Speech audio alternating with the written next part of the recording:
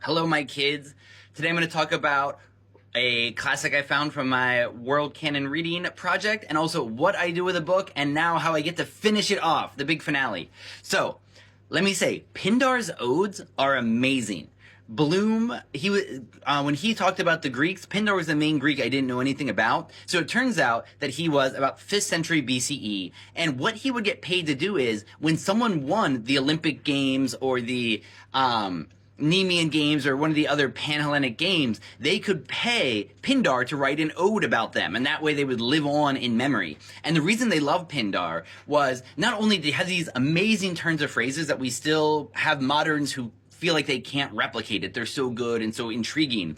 He was also dropping these little truth bombs throughout his entire writing, because he was writing for rich people and autocrats who were ruling cities or were in their families and would someday be ruling. And so he had all of these lessons about how to live your life, especially when he believed in the fate of the gods having a big controlling factor in all of this. And so the reason that it's really intriguing for people like us is it's filled with good little snippet lines about how to live your life. And actually, I'll read my favorite one. It's a very Taoist one that I found in here.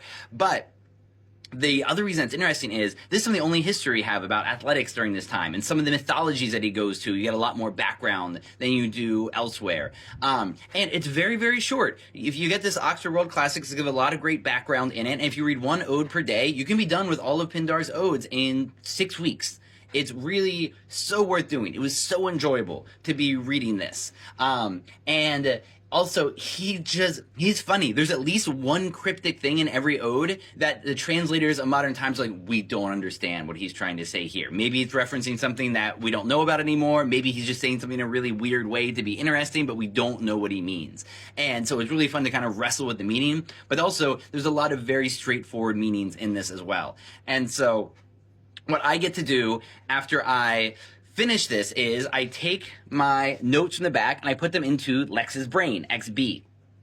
And so once I get those notes digitized, then I can search them and I always know where they are. I don't need the physical book quite so much anymore. And then I make a video for you so you can learn why I like this book in case I get smeared by a dump truck on 5th Avenue anytime soon. Then you can know why I want it. And then I get to do it last. The final thing is I get to put the book up here on my new shelf for books that are processed and all the way into my brain. And so that's what I'll do with this one after I read you this very Taoist take that he has from the Pythian Ode number 3.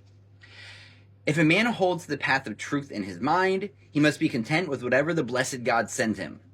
Gusts of soaring wind blow now this way, now that. Lasting prosperity does not visit men for long, even when it has attended them with all its weight. I shall be small when times are small, and great when they are great.